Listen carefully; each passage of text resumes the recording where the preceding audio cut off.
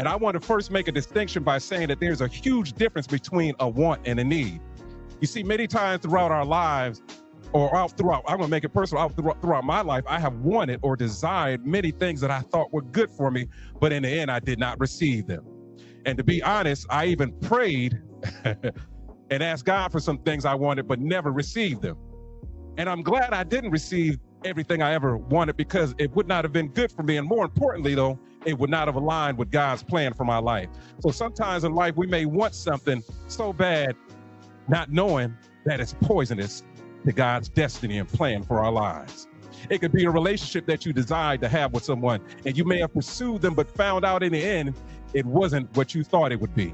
It could have been a job, because maybe that job was paying a lot more money than your current job. But then when you got the job, you didn't have the peace you used to have, because your new boss was terrible to work for, and you work in a toxic environment now.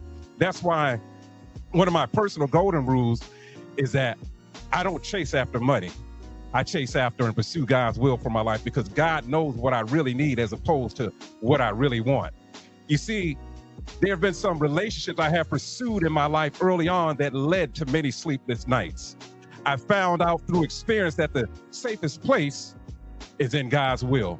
I found out that it's better to seek God's will in everything that you pursue or go after, because God knows the path that is laid before us before we even get to the path. I want to say that one more again. God knows the path that is laid before us before we even get to that path.